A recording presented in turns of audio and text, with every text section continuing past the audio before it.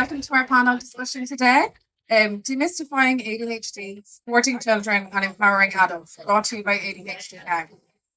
I'm your host, Kim McClaren. I'm the Clinical Operations Manager at ADHD Now. We are a clinic that is committed to providing ADHD assessment and support services here in Ireland, accessible online through video consultations. I'm thrilled to be joined by our fantastic panel today. Dr. Shane Wolson, a psychologist specialising in neurodevelopment, Mary Horgan, a clinical nurse specialist with deep understanding in childhood ADHD and family support, and Bruna Madrona, also a psychologist specialising in behavioural strategies. Together, over the next 45 minutes, we aim to shed light on ADHD across the lifespan. So, what is ADHD really? Let's start with the basics. There's a lot of information out there and some confusion. Dr. Wolson, perhaps you can give us an understanding of what ADHD really is. Yes, thank you.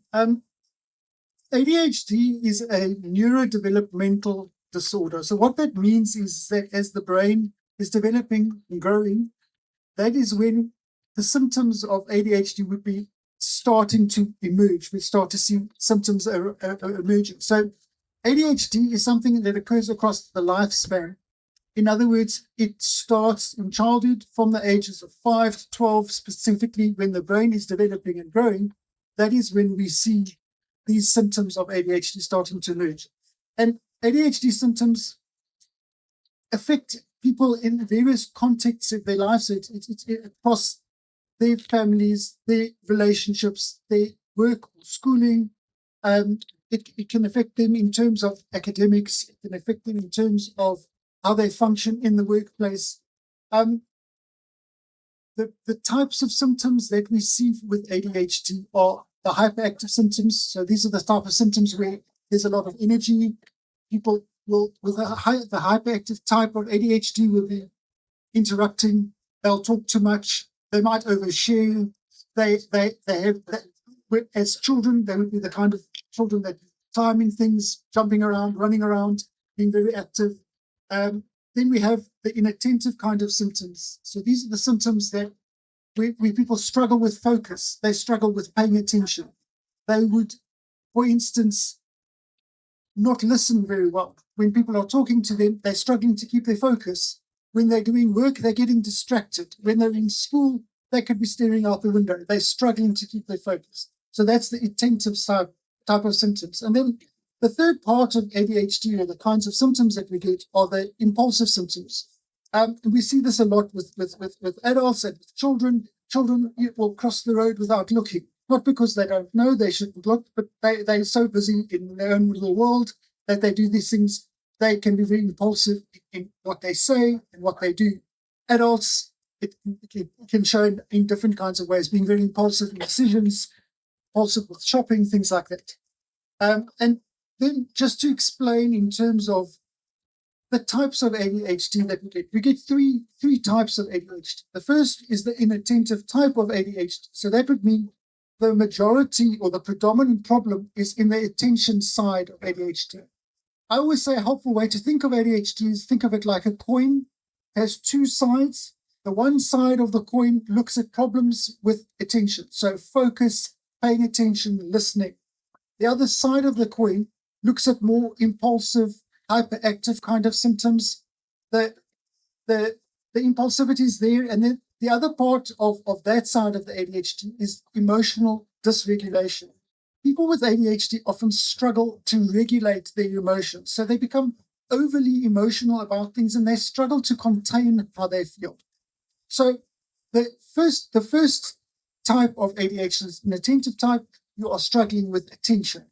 The second type of ADHD would be the hyperactive impulsive side.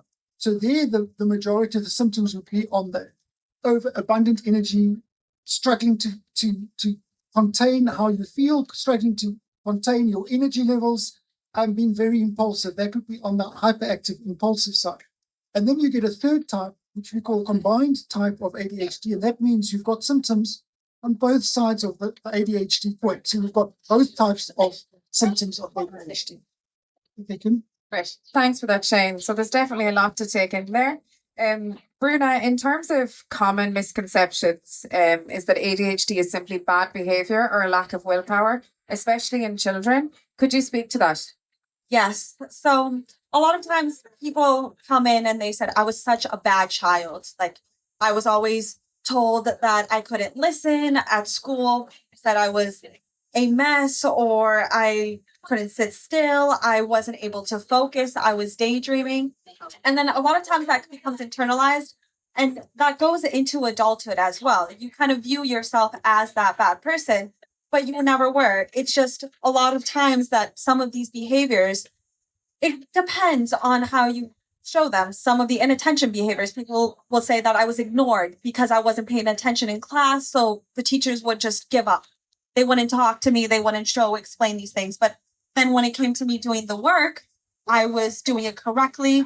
But people learn in their own ways. A lot of times a big misconception that we get is with inattention behaviors, especially, is people say, oh, well, you can't pay attention to anything. And that's not very true. People with ADHD who have inattention, they actually can pay attention to things very well and they are very focused, but it has to be something of high interest. It has to be stimulating within the brain.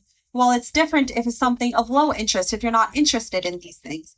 So there's a big kind of a spectrum there. And a lot of times with the impulsivity as well, if you give coping strategies, if you allow them to move and then come back and actually focus on the task, if you allow conversations to happen, but in appropriate settings and reinforce those appropriate settings, then you see that these bad behaviors are not actually bad behaviors. It actually is something quite unique in a sense. So there's a lot of those misconceptions that go around with ADHD, especially when it comes to badly behaved in the form of task management. A big portion of ADHD is struggling to manage tasks, struggling to put a task in a sequence. So let's say if you given a 3-step instructions, some children struggle to go from step 1, 2, and 3. They're able to do it with additional prompting, but sometimes people get frustrated, which is okay because, so it's some of these behaviors can be quite annoying to a parent or to a teacher, but at the same time, it's not to take it personal. It's just some people learn a little bit differently and need a little bit extra support.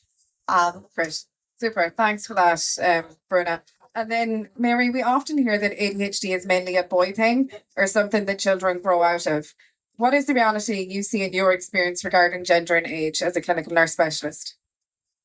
So the reason why people think that it's more a boy thing than a girl thing is because girls are underdiagnosed and not noticed as easily.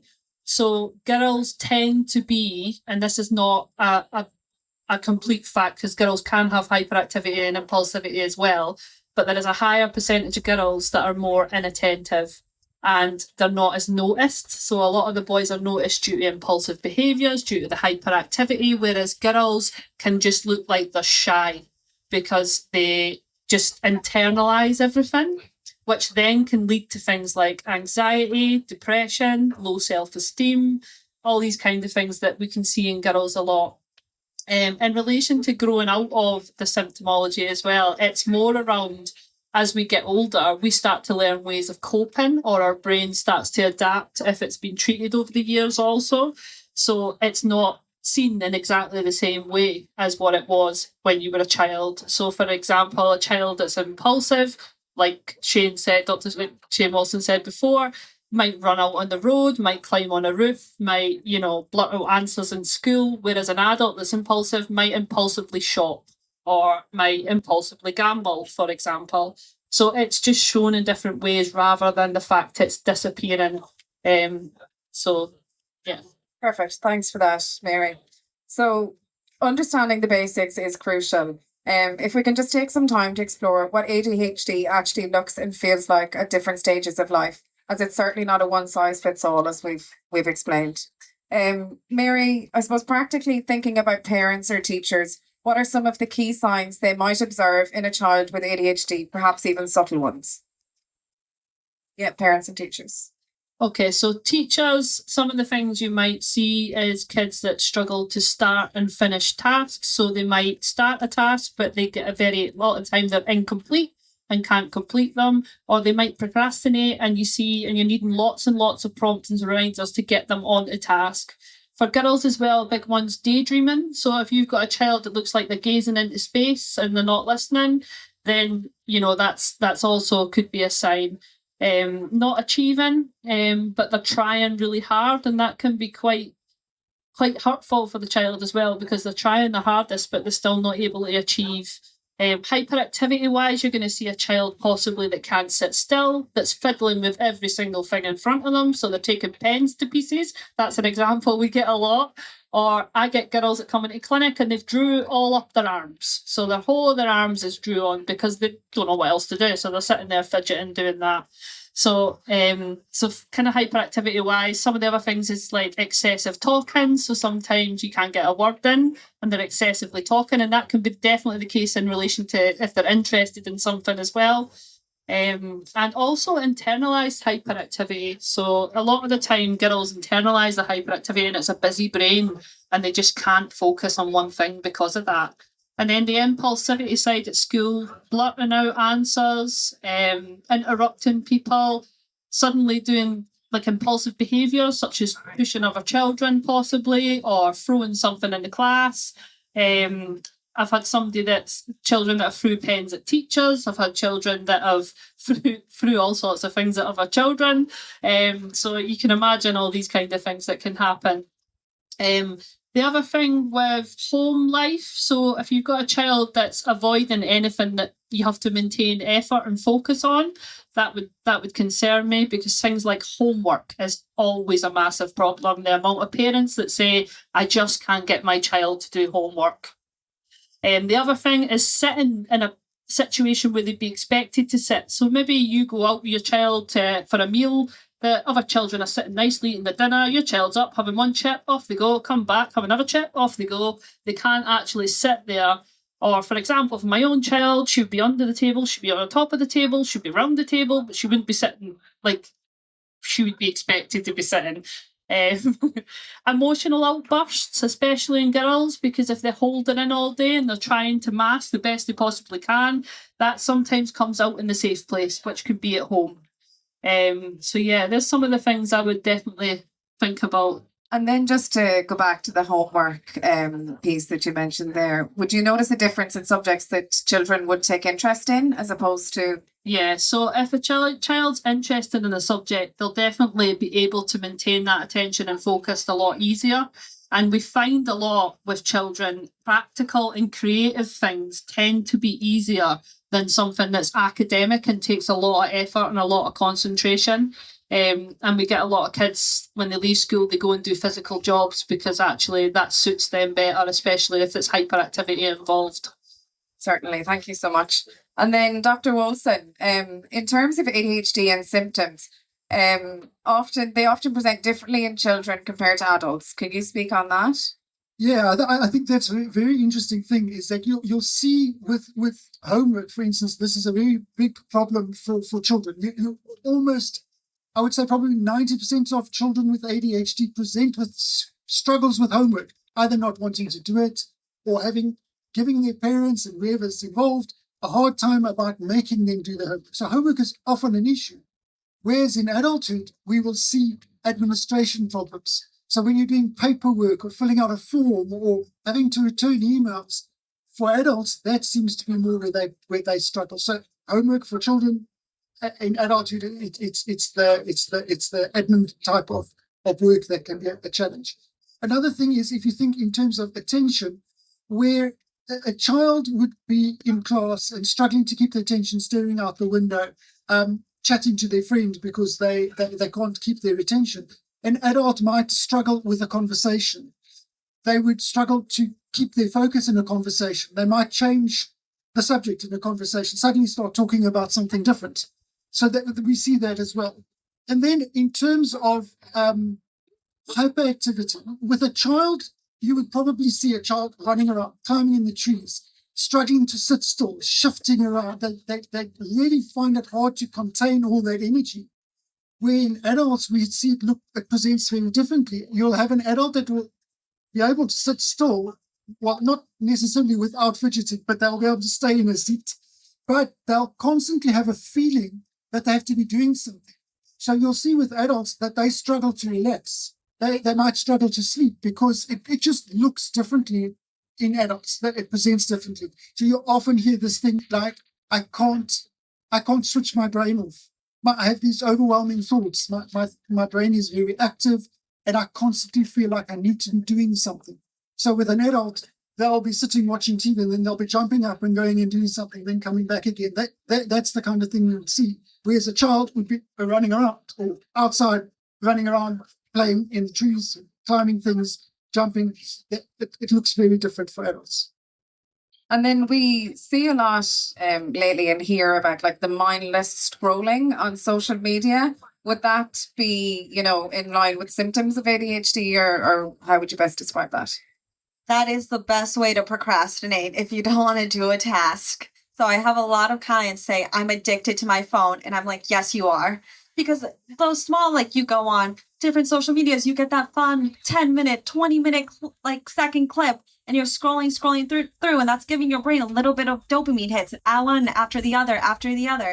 And a lot of what a lot of adults struggle with is task management or even time management. So they struggle to know how long something's going to take, or they struggle to know a sequence of the task. So they say, you know what, I can't, let's say, go to the gym because before I have to go to the gym, I have to eat, and then I have to take a shower, but then I have a meeting with a friend at 3:00. You know what, I'm just going to go on my phone for a little bit, and then I'm going to go. And then 2 hours later, you're knee deep in a hole of learning how to make sourdough starter kit. And you're like, well, I didn't do anything that I was supposed to do this day. So these are a lot of things that adults struggle with. And compared to when you were younger, it would probably be the TV. So you would go and watch TV for hours, and then you would go to your mom at maybe 9:00 at night and say, I have a giant project due tomorrow morning. Can you go get me poster board or something like that? So these are how some of the difference. And the thing big is time management that I see a lot with children. Your time is managed by your parent. And then a lot, especially mothers with ADHD, when they become into adulthood, not only do they have to manage their own time, but their children's time, their family's time. And then they really struggle with kind of all of those different areas, those different moving parts. Compared to when they said, when I was younger, I didn't have any of these problems. Then I said, there's other different kind of layers now to your life. Now, you're not only organizing yourself, but you're organizing 3 other humans' lives as well. And just to go back to the point where you mentioned about not getting the task completed, and the result of that, I suppose, is the guilt, isn't it? Really, so that's really important, I think, to highlight, and for people to go easy on themselves, and recognize that it's as a result of a symptom that they're. We do look at self-confidence and self-image, and that's something major that we look into, because a lot of these behaviors, a lot of times can become internalized, or a lot of people hold a lot of, like you said, guilt into them because they're not able to do what they see their friend be able to do, or what they see other parents be able to do, or even children seeing their friends be able to succeed in ways that they can't. And so these are big things that we look into, and that kind of sometimes makes people fearful to start new things because they don't think they'll be able to achieve it as they see others. Yeah, I just wanted to say, in terms of the self-confidence, we see that this is often a challenge for many people that come through our assessment process. They struggle with their self-confidence.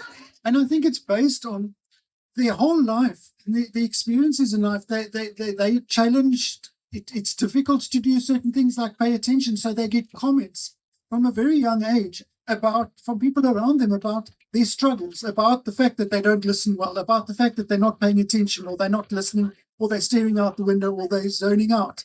And because of this constant sort of barrage of negative comments, it starts to impact how people feel about themselves. It starts to impact their self-confidence and their willingness to try new things, because they think, I've got so many negative comments about the things that I do that I don't want to try anything new because I'm going to get more of these kinds of comments. So it makes them hesitant and fearful to try new things. Thanks for that, Shane. And I suppose just, Bruna, you mentioned a word called dopamine there. And just to deep dive into the science a little bit more, would somebody like to speak to me on that? Mary? So ADHD, one of the things that's been proven is it's a lack of dopamine and noradrenaline in the brain that causes the issues around the symptomology for ADHD. There's obviously genetic factors as well. Don't know if you want to add in some here, Bruna. There's often genetic factors as well. There's also different areas that the brain tend to be.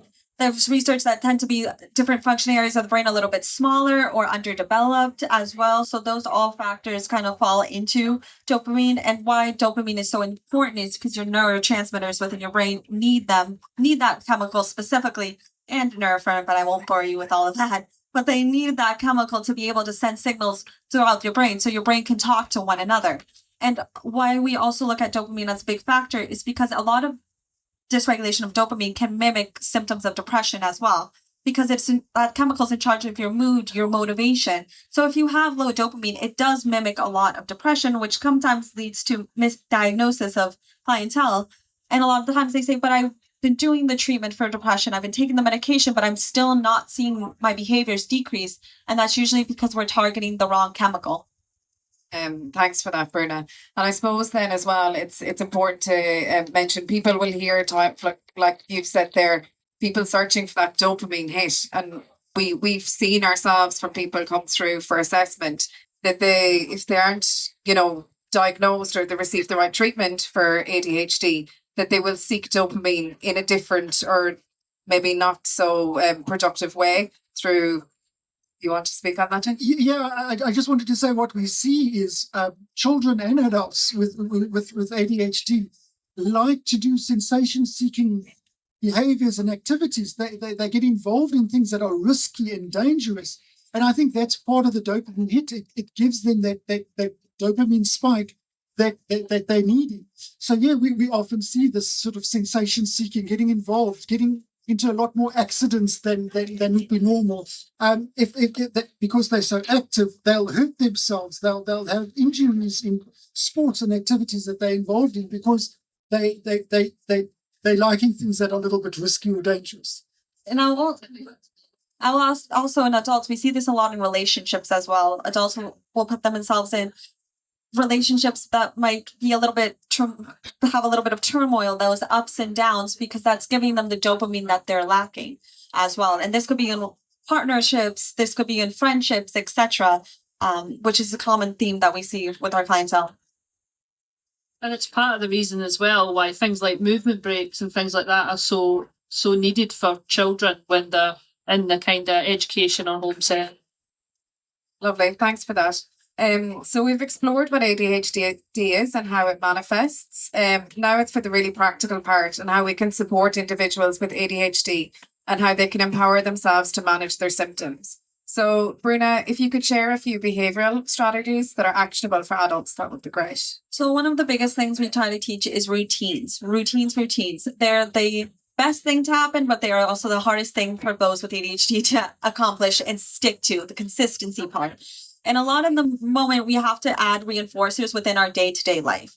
And different environmental changes as well. So sometimes a lot of people, they're like, I can't study at all. I'm too distracted. I'm in the library. And I'm like, get out of the library. The library's doing nothing. You're hearing someone chew their gum next to you. You're getting up. You're pretending to go get water. You don't need water. You're pretending to go to the bathroom. You don't need it. You need a blank area space.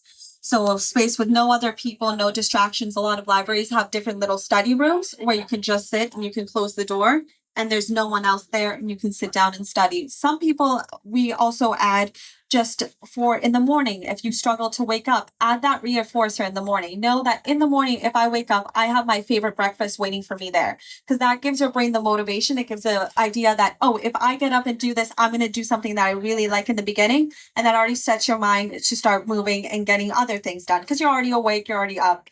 You're nowhere near. Some people actually put on shoes as soon as they wake up because it tricks their mind into thinking, I'm going out. I'm going out of the house. So the brain just starts doing the tasks within the home. A lot of times we break down hard tasks. So if you say, I'm going to clean my bedroom, I'm going to redo my wardrobe. A lot of times you'll start redoing your wardrobe and then you skip to one thing to another. So break down the task. Do one thing. I'm just going to organize my pants and that's all I'm going to do for the day. And that doesn't kind of helps your brain not think, okay, I have all of these things to do. Then you get overwhelmed. You start overthinking everything that you have to do. You say, I have so many clothes and then just send to a spiral. If you just focus on one thing, that kind of builds what we call behavioral momentum. So you start with a small task, then that gives you enough motivation to start the next task and the next. And it's also okay to be kind to yourself as well as you're going through this process. It's not going to be easy. No behavioral change is going to happen in a day. It takes time, it takes some mistakes, and then you start over again. And that's the most important part we tell everyone, is that Rome wasn't built in a day. You're not going to have all of these behaviors magically change within a day. It does take time and consistency. And it's also good to know also when you're going to need outside supports besides your own as well. If you are going to need a cognitive behavioral therapist, if you're going to explore other options as well, it's okay to always go back to base one and say, you know what, I think I need additional support from there. Brilliant. Thanks for that, Bruna. And then, Mary, in terms of any practical tips for managing daily challenges, such as staying organised and maintaining in focus, can you share some of those with us, please? Yeah, so Bruna mentioned a couple of things there, like chunking down information. But other things is making things achievable. If something's not achievable, it's not going to happen. So if you're making a task far too complicated or far too many steps, then we're going to struggle in relation to getting through them steps. So chunking them down and just making sure they're very limited makes a massive difference. Reminders, so phone reminders for things. So if you're needing to do things at a certain time, setting phone reminders. As Bruna mentioned, routine is vital in relation to trying to help the brain kind of learn things a different way. So if you've got it in a routine, it helps to kind of go along with that. You can get apps with like daily planners, limit distractions. So if you're somebody that gets distracted by a bit of fluff that flies by you, limit the distractions as much as you possibly can. Don't sit in a room where there's lots of noise. Don't sit in a room that's got lots of colour or lots of paintings. Try and limit that as much as you possibly can. And like Bruna says, if you're in an environment where you're not able to get up, walk away and come back, because you're just going to procrastinate and sit and nothing's going to get done. So visual, written cues as well. So not everybody learns the same way. Some of us work better with visuals, some of us work better with verbal, and some of us work better with written stuff. So just kind of looking at that and seeing what would work best for you. So you might have signs around the house, for example. My husband's got lists everywhere, and I mean everywhere. I turn there's a list. So yeah, lists is another one you can use. But again, don't have a massive list, because that's not achievable. Have 3 things on the list, because as soon as you get that list massive, that's going to overwhelm you and overstimulate you. And you just mentioned there about like a piece of fluff flying past in class and that would distract somebody. Are there any practical things that can happen within the school environment, to help these children throughout their day? Yeah, so some of the things that I've found over the years that school do is seating positions massive. So some kids work better seated at the front of the class where they can get constant reminders from the teacher. Some kids seat better at the back of the class where they're not that close and not seeing everything that's going on. So it depends on the child. And I think for the whole of this talk, one of the things I will say is every kid or every adult is individual, and we all do things different ways that work for us. But that's one of the ones for distraction. Earphones, some kids use some of the ear defenders to block out some of the noise. Sometimes they need their own classroom for exams or for tests or things like that, so that they're not got everybody else round about them in that exam environment, because they could struggle with that. Because I've had kids tell me that somebody clicking their pen, that puts them off completely. So if you're sitting in an exam room with lots and lots of kids, you're going to really struggle to be able to concentrate and get on and do that. Yeah. Lovely, thanks. And then Shane, for an adult in the work environment, what might be some things that could be brought in to help there? Yeah, I think that's something we see. For instance, if you're an adult and you're working in an open plan office where there's 20 people and there's these little cubicles and everybody's on their phone and everybody's talking and everybody's getting up and moving. For an adult person with ADHD, that is an extremely difficult environment to be in. So what we find is workplaces can accommodate for people with ADHD. And it's very important, if you've been diagnosed with ADHD, to talk to your workplace about what they can do to accommodate. For instance, an ADHD person could be given the cubicle right on the end that's looking at the wall, as opposed to being able to see what other people around you are doing. They could be using noise-cancelling earphones, because that prevents them from getting distracted and hearing sounds around. They could be given an office on their own, so that they're working in a space where they're not so distracted. They could be given flexible working hours that fits in better with their time, or being allowed to work from home, because working from home might be more conducive for somebody with ADHD. So there are various ways in adulthood that you can also be assisted in the workplace. Again, it means being open and honest about your ADHD diagnosis. And not all of us are willing to do these things, but there are ways that workplaces can accommodate with ADHD. Can I just add back on the other thing for distraction as well? Sometimes when you're thrown off a task, you just can't get back on. And things like movement breaks, toilet passes, things like that, to go away and come back to get back on focus is also what's needed. And a lot of the schools do kind of give them out to help with the kids to get them back on focus and get them back on track.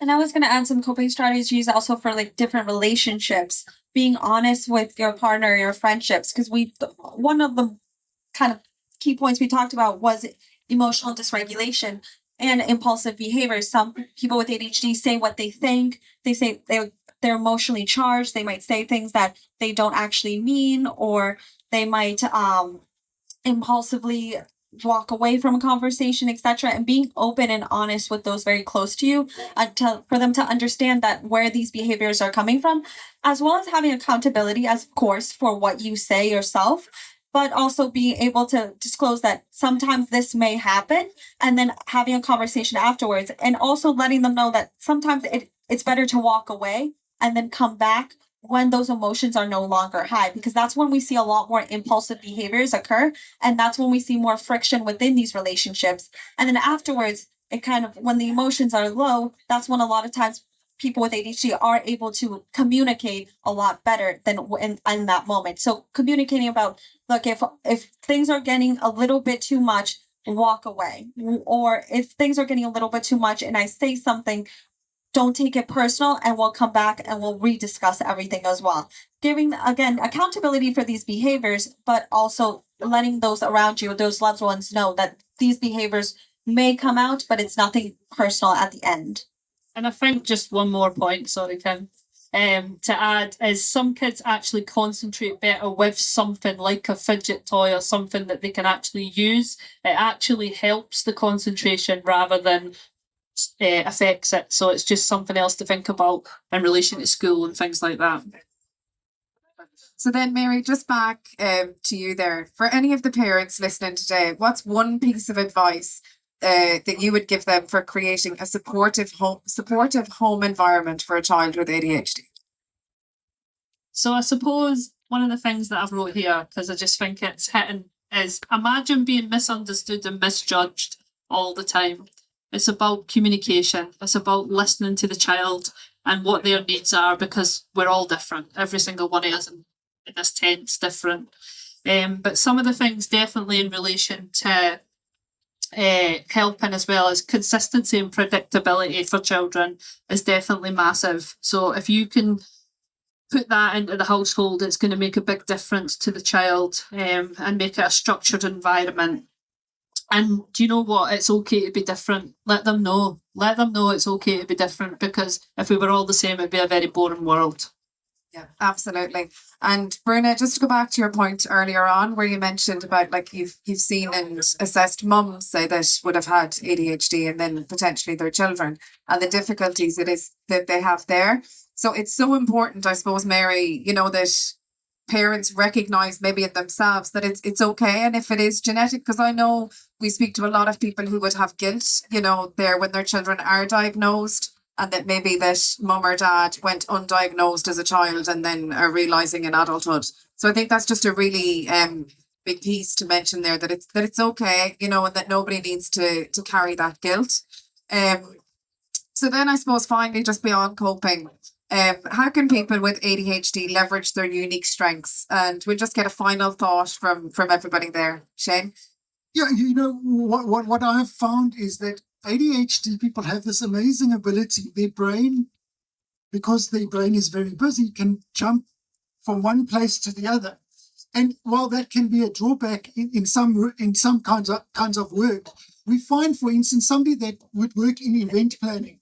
So somebody that would have to manage or keep a lot of balls up in the air at the same time. For an ADHD person, this is the perfect job because their brain loves to bounce. It loves to have lots of things to think about at the same time.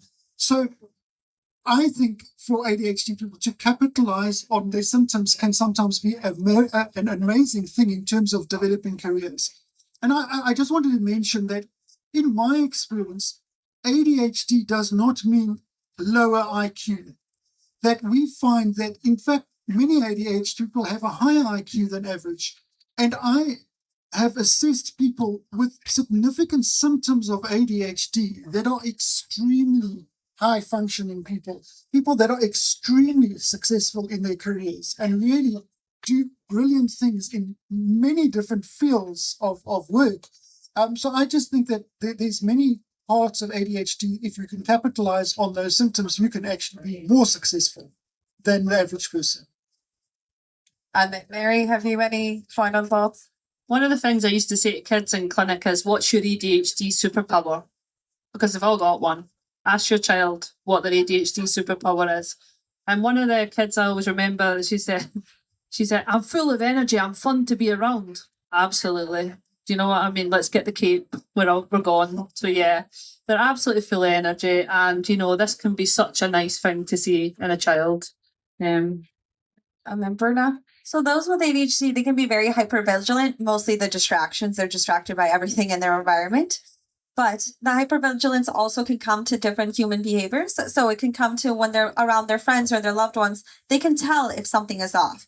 Maybe a lot of times with ADHD, they can tell with the hypervigilance, maybe because they're looking in their own behaviors, but they're looking how other people react to their behaviors a lot of the times. This could cause a lot of people-pleasing behaviors, but it can also cause a superpower of being able to understand if someone is upset way before they even could disclose that to you, and be very empathetic in that sense of understanding people who are feeling overwhelmed, or understanding in a social situation if someone was hurt, if someone said something, just by the small little movements of your face. So I always see that as a big superpower for a lot of people with ADHD, because you always feel like you have a friend in them because they understand way before that you even understood yourself how you were feeling. And that's what makes a lot of people with ADHD have such strong friendships with others, and such long-term friendships as well. I suppose for mine there would be, whilst a positive but also sometimes a negative, would be hyperfocus and the ability to get stuff done. You know, when we are sort of within realms that we understand, you know, why we are the way we are. Absolutely. So look, we've covered so much. A few key takeaways is that ADHD is real.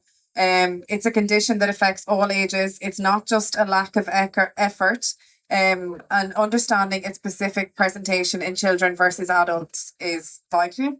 Crucially, effective strategies and supportive environments make a huge difference. And empowerment comes from knowledge, self-compassion, and focusing on strengths. There is absolutely hope and help available. And if you'd like to learn more about ADHD or the assessment and supports offered, please visit adhdnow.com or follow us on social media at ADHD Now. We have about 5 minutes if there's any questions that anybody has to ask. We probably only have one or two. So this lady here, if you want to come on up, or Sorry. How do you deal with the ADHD rage and the impulsive side? Is that going to be quite destructive? the ADHD rage? You know, I can start by saying I think part of that is the emotional dysregulation. To remember that ADHD people often struggle to contain the feeling that they're having. And I think it comes out as this rage, and it's difficult to cope with that. But I think it's important to acknowledge, if you're a parent, I can see that this is difficult for you. In other words, explaining to the child that you can acknowledge that there's something that they're struggling with. I think that's a big part of it. And often, again, the rage it's almost the extreme of anger. And for me, anger is often the secondary emotion. So there's often something underneath the anger that we have to try and figure out. And as parents, of course, that's the challenge. When you've got an impossible child that's being very difficult and the rage is coming out, it's very hard to stop and think there's something going on underneath this that's causing the rage. and to try and get to that. Great, thanks. And you could use also like calming things for your child. So some children like music, some children, there's different ways in which can help calm children down. And it's not engaging when they're right up here either, because you need to wait till they start to come down slightly before you try to engage. So sometimes they need that little bit of time before you start to engage. Also, a lot of times rage can come from overstimulation. So if you're talking while they're in rage, that's overstimulating them. A lot of times maybe turning off the lights, turning off any TV sounds, any other sounds in their environment, and just giving them a second to let it all out. Because like Mary said, the more you engage, the more overstimulated they become. So a lot of times it's just removing all those external stimuli that kind of is overstimulating them. That could be like physical, just the prompting, lights, sounds, etc. That tends to calm the nervous system, and then that rage starts to decrease. Lovely. Have we one more? Yeah.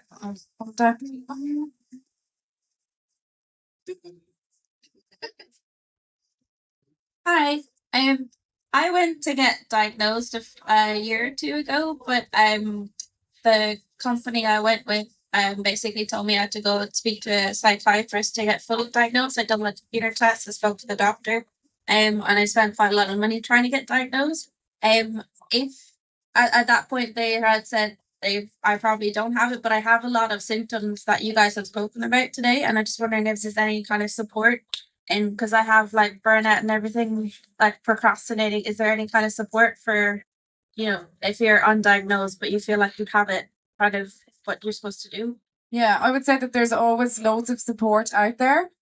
And absolutely, if you want to reach out after this and get in touch, we can have a conversation. Just I'm conscious it's personal information in this form, but I would say reach out and we can have a conversation. Is that okay? Anybody else have time for one more quick one? Perfect. Get that dopamine in. Hi, thanks very much. I just want to ask, in regards to impulsivity, like what guidance or advice you give for impulsive spending, like not always seeing everything that's is a need when it's sometimes a want, and being able to kind of just manage that. Who wants to take that one? The impulsive spending and managing impulses. I think overspending and so that sort of impulse management is often a big challenge, especially for adults. Interestingly, and I think one of the big things with ADHD, and this is something the medication can help with, but also we find that the therapy treatment for ADHD is often very effective here, is teaching people with ADHD that you can wait for things, that to develop a habit of waiting before you decide to act or speak when you have this thought. Because with ADHD people, the impulsive thought, I want to do this, or I want to buy this, or I want to take this action, can often be quite overwhelming. And I think it's learning to wait. It's almost like take a breath. They always just say when you get very angry, count to 10 before you do something. And with ADHD, that's the kind of habit that we often feel is important to teach people, is stop, wait, think a bit. Give your brain a chance to analyze the idea that you have of doing this thing or buying this thing to see if it's a good idea. So often that's a big part of it. And the medication that we use for ADHD can treat that. But again, for many ADHD people, just learning to be able to take that time, that moment before you do the thing, before you press the button that says yes, buy.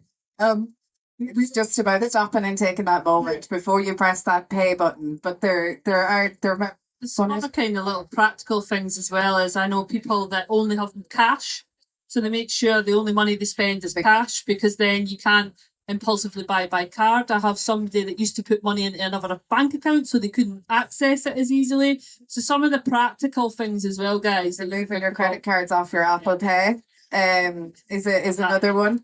So look, guys, that's us. That's our time. I'd just like to thank you all so much. I'll thank my panel again, Bruna, Shane and Mary. And thanks so much for your time. We really appreciate it.